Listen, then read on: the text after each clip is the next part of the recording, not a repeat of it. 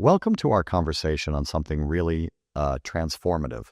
Loving your enemies as taught in Matthew Yep, 5:44. It's exactly. quite counterintuitive, isn't it? It really is. I mean, who in our everyday lives wants to love someone who hurts them? Absolutely. I mean, think about it. Jesus, speaking in a land under the brutal regime of the Roman Empire, tells his people, love your enemies and pray for those who persecute you. And his audience was dealing with persecution every day. Right? Right. They weren't just hearing theory, they were living under oppression, feeling the sting of Roman cruelty. Exactly. It's like, um, imagine living in a place where your oppressors, the ones who mocked and humiliated you, are an everyday reality.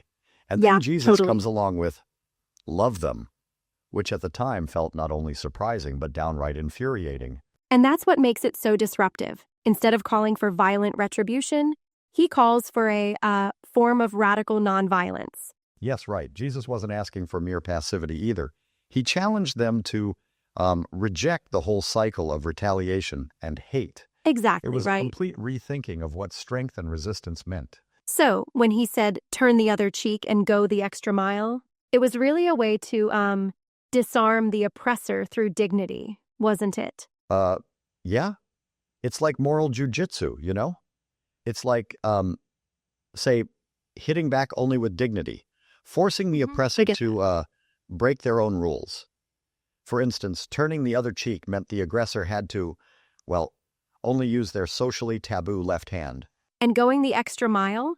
That's almost like putting the oppressor in a moral bind, isn't it? They end up, breaking the law they were supposed to uphold themselves. Yeah, it's like, imagine if someone forced you to help them move furniture, and you ended up doing even more than what was demanded. It subtly chips away at the power dynamics. Yep, And it that's a wasn't neat about becoming analogy. a doormat at all. It was about a form of creative, peaceful resistance. But, I gotta ask, don't you think there's a risk that this approach might embolden some wrongdoers? I mean, might they not take it as a sign of weakness rather than, a strategic stand? That's a fair question. I mean, in certain contexts, it might seem that way. But if we look at the historical context, the idea was to disrupt a whole system of retribution. It's not about weaknesses. It's about shaming the oppressor by refusing to play by their cruel rules. I see what you're saying. Rather than showing submission in a traditional sense, it's an audacious statement that power based on violence is not the only way. Exactly. And then if we dive into the theological layer, Jesus connects this enemy love to the very nature of God. He makes his sun Right? rise God's on love both is the good and the universal. evil. That's such a powerful image. It totally undermines any idea that love should be confined to those who deserve it. Yes, it's like, if God loves so unconditionally, then our love shouldn't be measured by merit or favoritism. Absolutely. It's this challenging invitation to become, well, true children of God by reflecting that universal love. And that notion has profound implications even today, right? I mean, when we talk about our modern society where division is so rampant, political, racial, religious differences, the call to love beyond our immediate circles can be revolutionary. Exactly, right? Think about it. We live in a culture that often rewards anger, and social media often thrives on Yeah, outrage. totally. To me, loving your enemies in this context becomes an act of rebellion, an act of reclaiming our humanity. Yes. It's like grace becomes, radical. It's profoundly countercultural in an age of division where we're expected to fight so hard for every ideological win. Absolutely. And then there's also the psychological angle. Studies show that forgiveness and compassion can actually heal us. Yep, Holding that's on a to neat hate point. can actually harm our mental and physical well-being. Right. It reminds me of those studies that link anger to high blood pressure and poor sleep. By letting go and practicing enemy love, we're essentially taking back control over our own health. Yeah, exactly. It's like, if we choose to hold on to the bitterness, we're essentially poisoning ourselves. But by choosing to love and forgive, we find a path to Exactly. inner peace.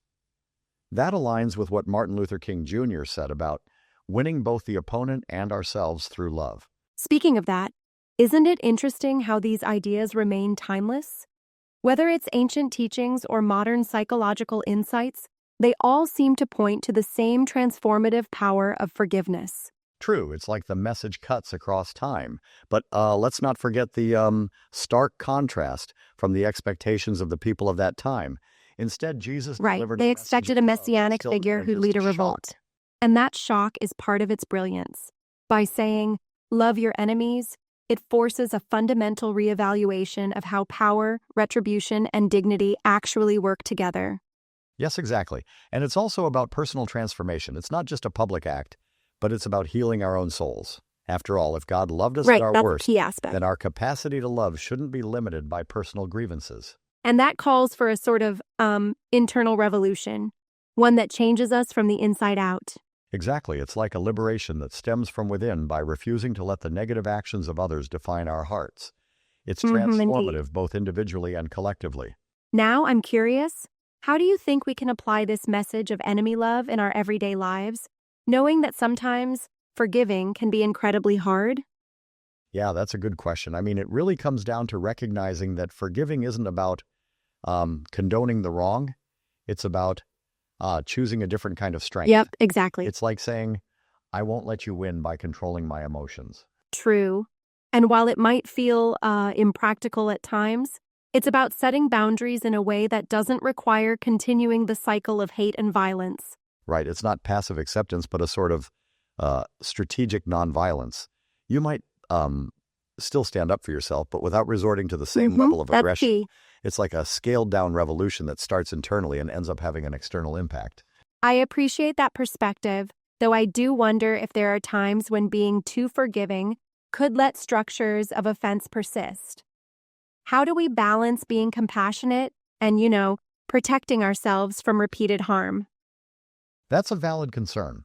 I think it's important to recognize that love and forgiveness don't mean you allow abuse to continue exactly. unchecked. It's more about not letting those actions terrify or define you. It's, again, a reclaiming of control over your emotional life. So it's kind of like setting a moral standard for yourself, regardless of the external abuse, without necessarily endorsing that abuse. Exactly.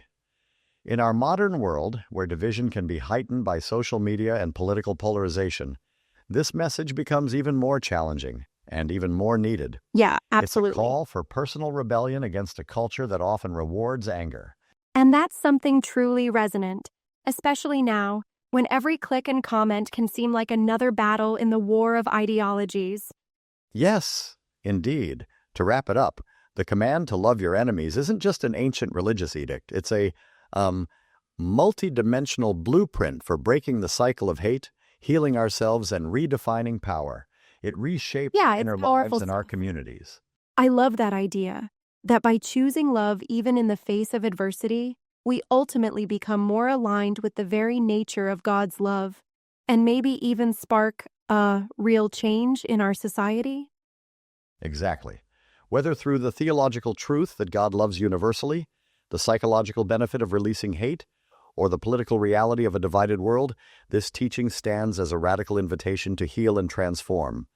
It reminds us all that sometimes loving back can be the most potent form of resistance. And if you think about it, that's pretty revolutionary. Choosing love over revenge in a world where that's often seen as, well, weakness. Right. It's not about weakness at all. It's about a profound strength that comes from within. Yeah, exactly. And that strength has the power to break the chains of hate and ultimately set us free. Well, this has been an incredibly illuminating discussion. I hope our listeners take a moment to reflect on this, especially when faced with adversity. Absolutely. So remember, love your enemies, not because they deserve it, but because it reflects the heart of a power that's greater than any worldly injustice. Thanks for joining in this exploration.